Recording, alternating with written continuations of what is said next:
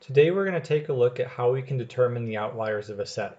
To do this, we're first going to calculate the lower and upper boundaries, and then we're just going to check all of the elements in that set. Any element that falls outside of the boundaries would be considered an outlier. All right, so these are the two formulas that we're going to use to determine those boundaries. But before we actually use numbers in an example, I want to show you visually what these are actually doing. Okay, the 1.5 is somewhat arbitrary in the sense that we as human beings decided that that was a reasonable amount to use, and I'll show you where that 1.5 is visually in a box plot. All right, so essentially what we're doing is we're determining the distance between the two quartiles, which is called the interquartile range. And I'm going to represent that distance with a red line. Okay, so that's essentially the width of the box in the box plot. Then what we're doing is we're multiplying by 1.5, which means we're going to take this line and make its length 50% larger. Okay, so if it's going to get 50% larger, so if that's the beginning and the end, I'll say that the middle is approximately there. And so that means we need to extend this line. All right, so now it's 1.5 times larger. And this is not terribly precise. This is just a visual so you can see what's happening. And once we have this distance 1.5 times larger, what we do is we move it so that way one end lines up with the first quartile, and it gives us the lower boundary. So right here is the lower boundary for our data. And then if we move that distance to the upper quartile, or quartile 3, it gives us our upper boundary right here. And so what this does is now we have this lower bound and upper bound, and we just need to check, is our data between those two boundaries? And in this particular data set for this box plot, yes, every single data point is between those two blue lines. However, if for some reason we had a box plot that was a different size, so here let's change it real quick. If our box plot looks like this, okay, this tells us here that we have at least one data point that's an outlier because it extends past our boundary that we calculated. And so any of the data points that are outside this boundary would be an outlier. And it is possible to have more than one. All right, so let's actually do an example with numbers. To be able to do that example with numbers, we have to be able to determine quartiles. And so this is a slide that shows the 4 cases of how finding quartiles could happen. And it's based on whether there's an even number of elements in the set and whether there's an even or odd number of elements in each half of the set. Now, by definition, the quartile is essentially the median of half of the set. And so I've broken each set into halves with blue and red numbers so you can easily distinguish the two halves. Sometimes the numbers like this, where the 3 and 4, those are both used to calculate the median. There's no clear median in an even set. But those two numbers are still counted and included in each half. Whereas if you compare that to the odd number of elements, you have a very clear median in the middle, but that 4 is not included in either half. All right, and so you do need to have that knowledge to be able to clearly calculate the median of each half.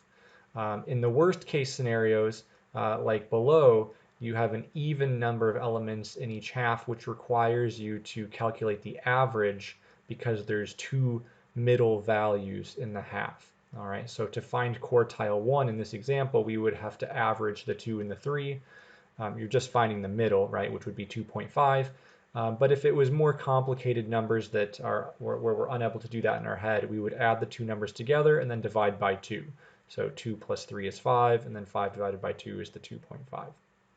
So let's take a look at an actual example.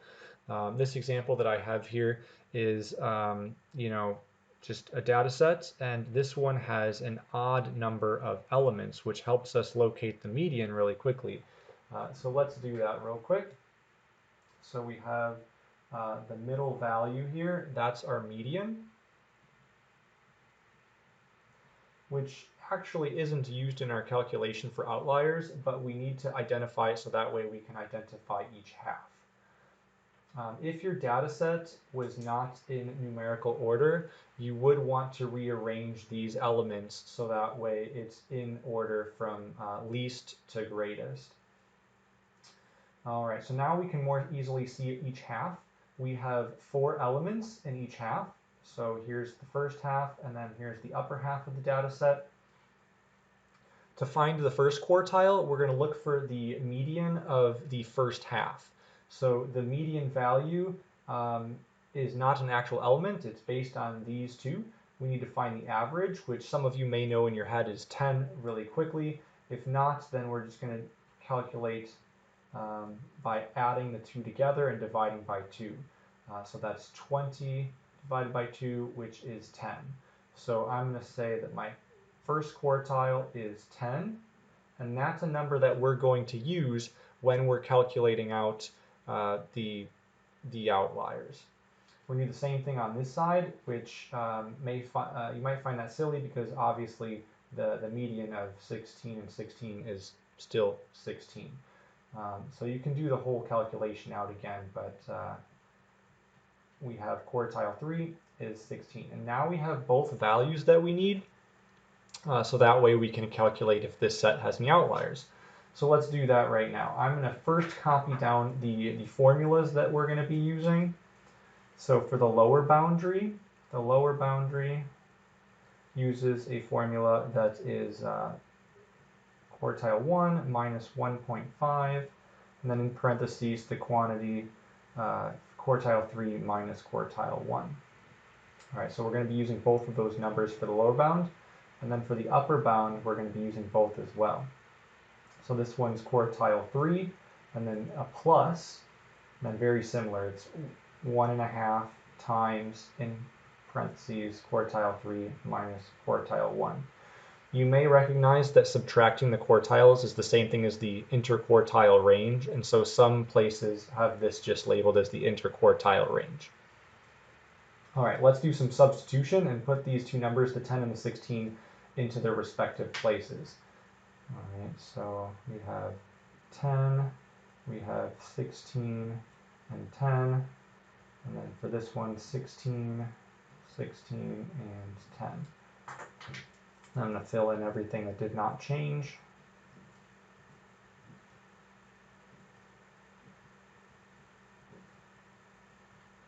All right, and now it's just a little bit of algebra combining and simplifying.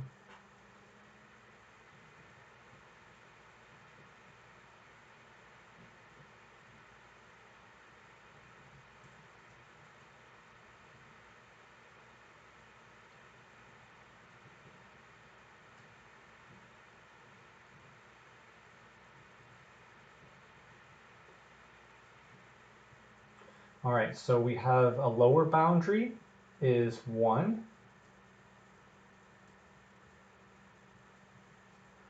All right, so our lower bound is 1, and then we have an upper bound,